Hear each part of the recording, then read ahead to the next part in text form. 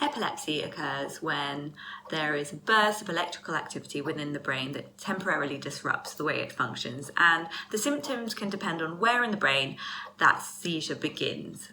The most common type of epilepsy is a tonic-clonic epilepsy, and with that you can lose consciousness, you can drop to the floor, your limbs can go stiff and then start to jerk about.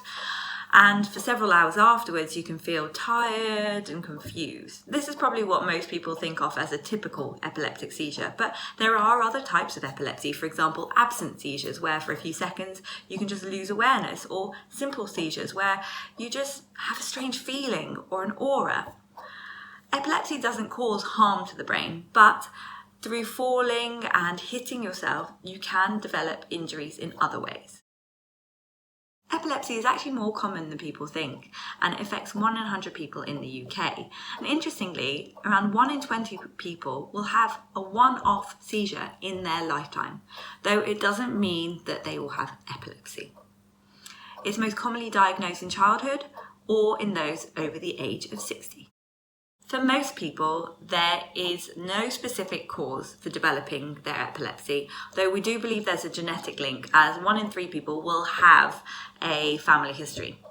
For some people, there is a clear cause, for example, a brain injury, brain infection, or lack of oxygen to the brain during childbirth.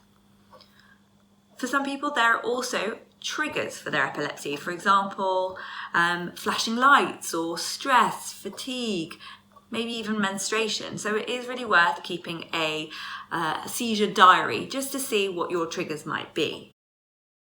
Epilepsy is usually diagnosed by a neurologist based on your symptoms, but they may also want to perform an EEG or an electroencephalogram, which measures the electrical activity within the brain.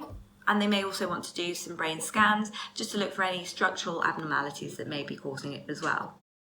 The treatment for epilepsy includes the use of anti-epileptic medications, for which there are over 28 different types in the UK, and in 7 out of 10 cases it will control the epilepsy. For those for whom it doesn't control, there are other options, including brain surgery. More recently, there's been a lot of information and media interest in cannabis and the use of cannabis-derived products in the treatment of epilepsy. But a lot more research is needed, and there are only a very few exceptional circumstances in which it can still be prescribed.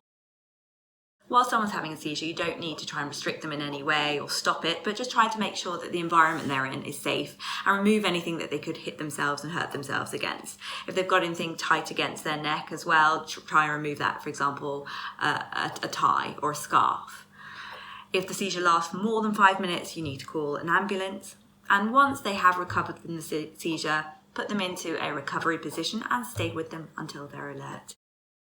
Although those with epilepsy tend to live normal, full lives, there are some safety restrictions that are advised. So, for example, to reduce the risk of drowning, it's advised that you take showers rather than the baths. And if you're doing any water sports or swimming, to make sure that you don't do those things alone. It's also advised to wear a medical alert bracelet so that those around you are aware of your condition. Furthermore, you shouldn't be driving until your epilepsy is under control, as advised by the DVLA.